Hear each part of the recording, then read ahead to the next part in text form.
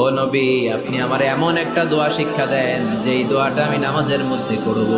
বিষ্ণুই বললেন, তুমি নামাজের মধ্যে পড়ো, আল্লাহুম্মা ইন্নী যালামতু নাফসি যুলমান কাসীরা ওয়া লা ইয়াগফিরুয যুনুবা ইল্লা আনতা ফাগফিরলি মাগফিরাতাম মিন ইনদিকা ইন্নাকা আনতাল গফুরুর রহিম। সুবহানাল্লাহ। এটারে আমরা বলি দোয়ায়ে মাসুরা। এটাও একটা ইস্তেগফার। যেখানেই ক্ষমা চাওয়ার কথা আছে ওইটাই ইস্তেগফার। বুঝতে পেরেছেন? আল্লাহুম্মা ইন্নী যালামতু নাফসি, ও আল্লাহ অনেক জুলুম করেছি, যুলমান কাসীরা, জুলুমের শেষ নাই। ওয়ালা ইয়াগফিরু যুনুবা ইল্লা আনতা, আপনি ছাড়া এই জুলুম আর পাপ ক্ষমা করার কেউ নাই। ফাগফিরলি মাগফিরাতাম মিন ইনদিক, নিজ গুণে আমার গুনাহ ক্ষমা করে দে। ওয়ালা ইয়াগফিরু যুনুবা ইল্লা আনতা, আপনি ছাড়া গুনাহ ক্ষমা করার দ্বিতীয় কেউ নাই। আমাদের পাপ ক্ষমা করার আর কোনো সত্তা আছে? চিল্লায় বলেন, আছে?